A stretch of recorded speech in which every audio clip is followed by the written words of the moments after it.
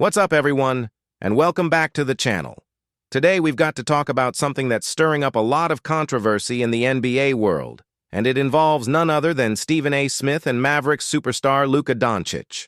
During a recent segment on First Take, Stephen A. went on a rant about Luka's conditioning and performance, which is nothing new.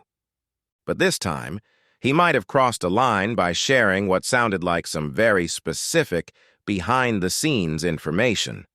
So, here's what happened. While discussing the Mavericks' struggles against the Celtics in the finals, Stephen A. started talking about Luka's physical state. He wasn't just saying Luka looked tired, he went into detail. He mentioned hearing that Luka was spotted playing cards and drinking hookahs late into the night at his hotel. Now, this wasn't just a general comment. It felt like he was referencing specific reports or inside information he had received.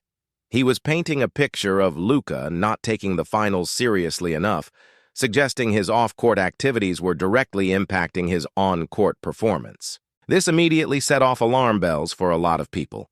Is this fair game for an analyst, or is it an invasion of a player's privacy?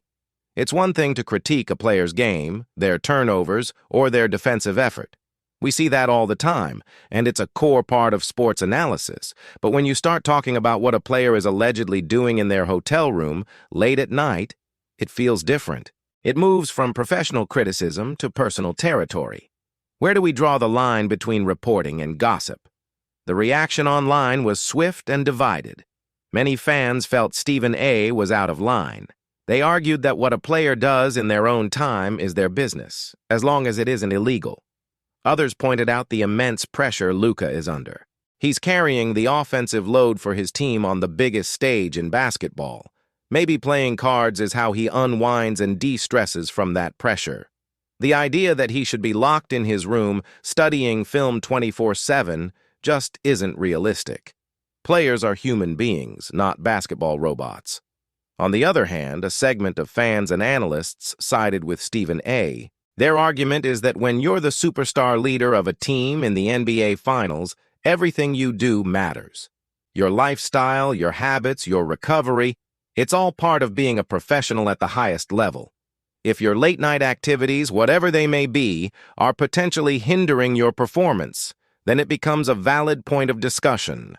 They'll point to legends like Michael Jordan or Kobe Bryant, known for their relentless, almost obsessive focus, as the standard to which superstars should be held.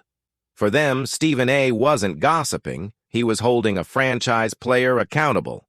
This also brings up the role of the media in modern sports. Stephen A. Smith is more than just an analyst.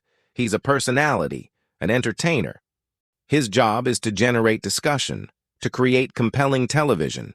Sometimes that means pushing the envelope. But did he push it too far this time? By publicizing these hotel secrets, he's not just critiquing Luka's game. He's potentially damaging his reputation. These are allegations that can stick with a player, whether they're entirely true or not. It's a powerful position to be in, and with that power comes a great deal of responsibility. Let's think about the source of this information. Stephen A. is known for having connections all around the league. He often says, "I've got sources."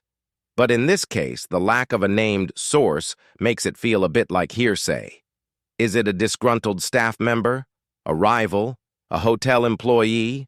Without knowing where the information comes from, it's hard to judge its credibility.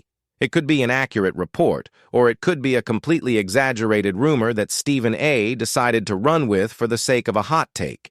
This ambiguity is what makes the situation so messy. And what about Luka himself? He's been visibly frustrated on the court. He's complained to the refs.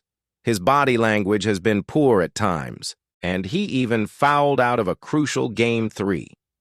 You could argue that Stephen A.'s comments are just adding fuel to the fire, piling more pressure on a player who is already struggling.